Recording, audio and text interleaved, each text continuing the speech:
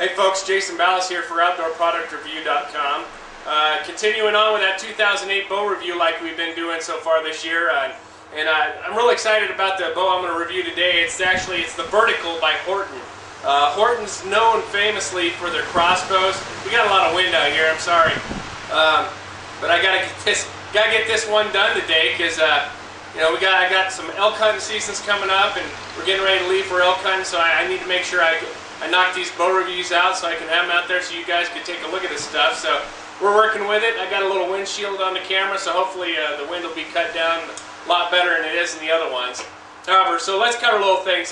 Like I said, it's the Horton Vertical, and it's their new bow. Basically, the company that was Custom Shooting Systems, CSS, was bought out by Horton. Horton's been known for crossbows, and they make quality crossbows. So let's go ahead and we're going to see what the Vertical's made up of, and this is their compound bow for this year. Now I put it up with our normal TM Hunter rest. The axle on this bow is 33 inches. Has a 7.5-inch brace height, so we're going to get some forgiveness out of it. The grip has a real thin neck, and the grip's sort of rubber. It's really, it absorbs some of the shock, I'm sure. I haven't shot it yet, so I'm pretty excited. Another thing they have over there at Horton is these tuners kits. Right? They have these sort of string leeches or whatnot, and they put them on their cables and the strings. It comes with a custom little STS type stopper, and that's a part of their tuners. Now, another great thing, we've all seen the limb saver type things that go on your bows. Well, they make one now that you can take off and put on any bow that you want to put it on. So, not only can you put it on this, but they have crossbow ones and they have other things along those lines. So, we'll just slap it on there. It's real simple to put on. You don't have to worry about the glue sticking or anything along those lines, or it getting in the way when you put the bow press on there. So, put it on there. It's on the bottom and on the top. It absorbs the shock. They got a really cool looking cam here. It's sort of like an 8 cam. So I think the IBO is about 310 feet per second on the Vertical, and this is the Encore model. So we're going to get out there and see how it shoots. Like I said, please forgive me for the wind.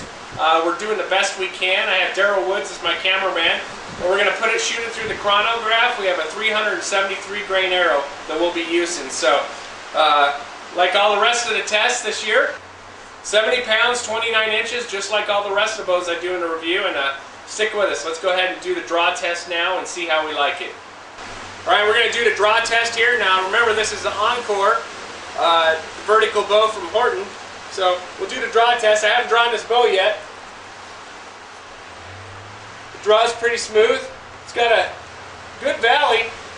The back wall is definitely solid. We'll go ahead and touch one off here and see how she flies. Like I said, this wind's about 1,000,000 miles an hour out here today. She shot really nice. Alright folks, once again we're going to do the draw test. I really like how that felt. The shot was quiet. There wasn't even any sound. No shock or vibration, period. Let's go ahead and try that again.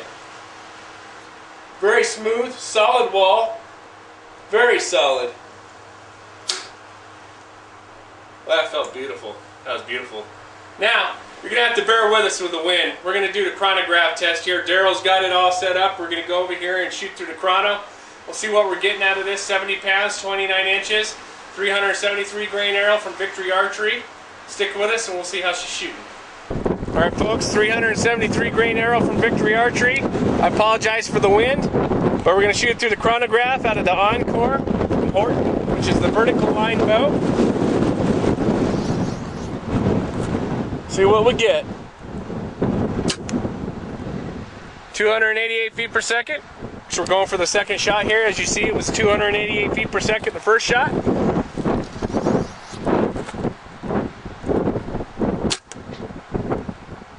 Same, 288 feet per second.